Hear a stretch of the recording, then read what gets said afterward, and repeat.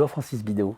Bonjour. Francis Bidot, vous êtes professeur émérite à l'European School of Management and Technology, l'ESMT Berlin, et vous travaillez beaucoup sur la question de la simulation. Et on va parler ensemble simulation et création d'entreprise.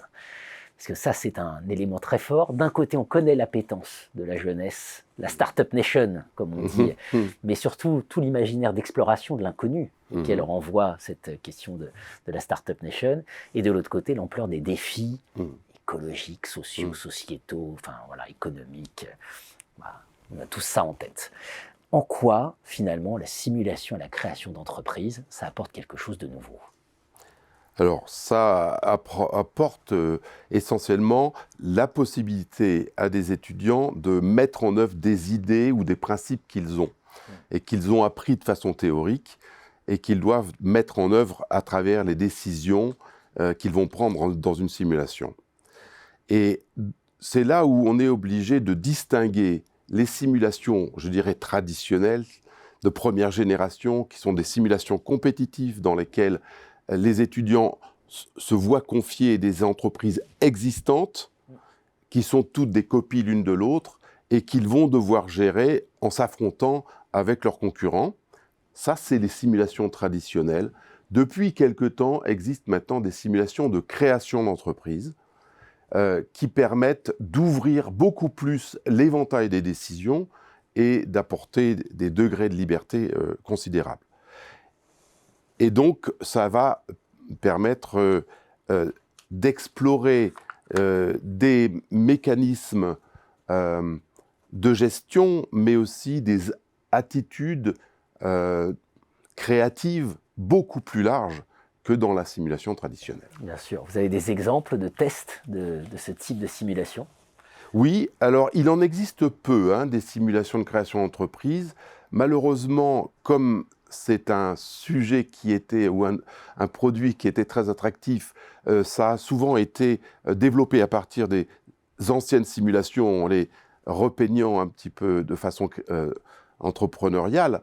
Mais il existe également quelques simulations qui sont beaucoup plus authentiques, et en particulier, c'est celles qui sont organisées autour de chaînes de valeur.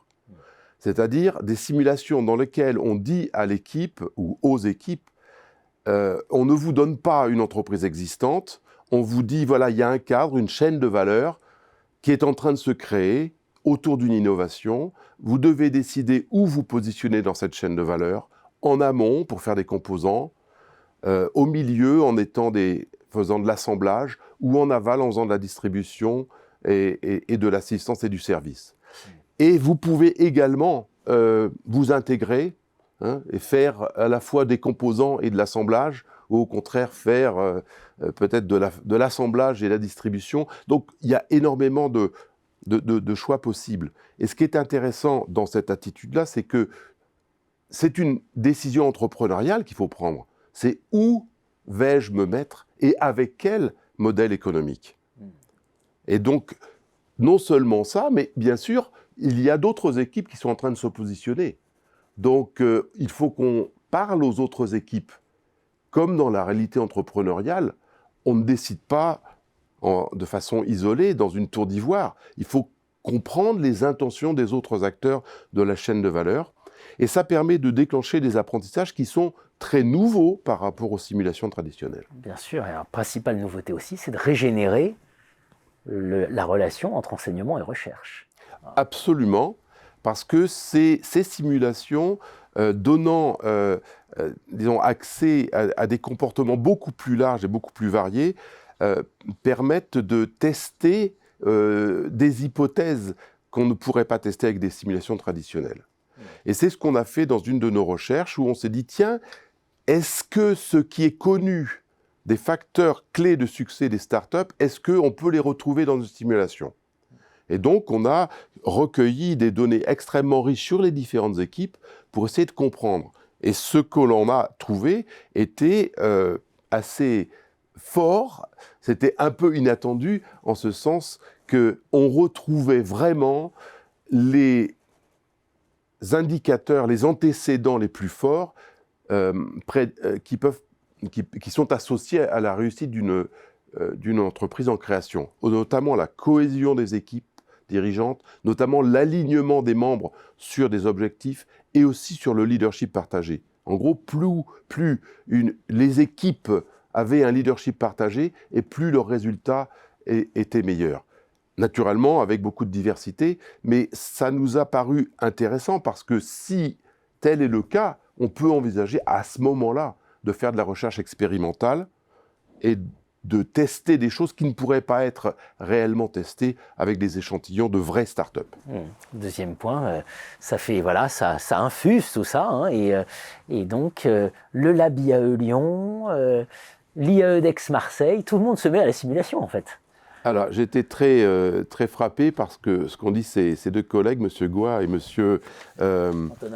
Antonin Ricard, qui ont parlé exactement de cette approche un peu expérimentale, ou en tout cas dans des contextes de laboratoire, qui à la fois apporte un apprentissage très profond et très apprécié des étudiants, et très jubilatoire, il faut le dire, pour les étudiants, mais aussi pour les enseignants, et puis d'autre part, donnant de la matière à la recherche, une matière beaucoup plus riche que celle qu'on peut obtenir dans les travaux empiriques.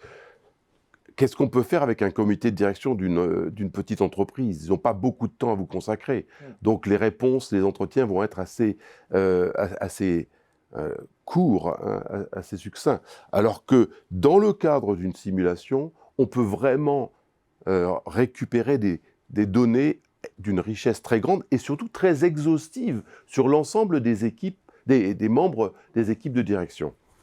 Tout à fait passionnant. Merci Francis Vidot. Merci.